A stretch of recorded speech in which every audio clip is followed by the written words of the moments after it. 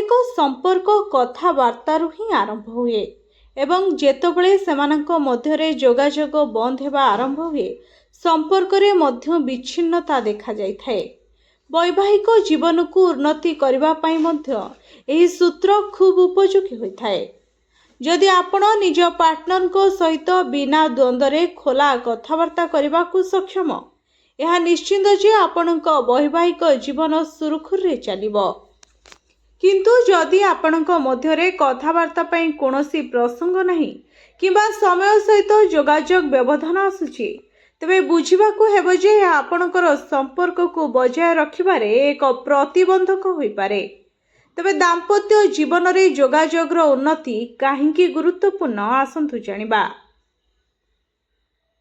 जदि आपणक मध्यरे अनेक भूल बुझाबणा उपजे, यार अर्थ हेउछि आपणक मध्यरे खोला कथबार्तार अभाव रहिछि।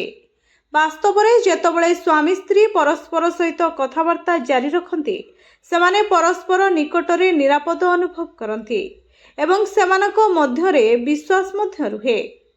अबा जेतबेले आपण कोनोसी भी कार्यर कारण आपणक योजना जेकोनोसी प्रसंग रे निजर जुक्ति को निज पार्टनर को सहित शेयर करिवो एवं निजर कथा को स्पष्ट करबा को चेष्टा करिवो, तेबे आपणक पार्टनर आपणको भल भाबरे बुझिबा को सक्षम हेबे एवं आपणको सम्मान मध्य देबे।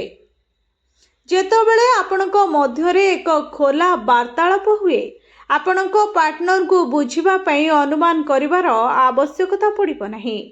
अनेक लोक सेमानक पार्टनर कोन कहउछंती ताहा बुझिबा पई तृतीय व्यक्ति को सहाय्य नियंती एवं यही कारणरू सेमाने मध्य भूल भावे गाइड होंती, जेउ कारणरू वैवाहिक जीवन बाधा प्राप्त होई पारे।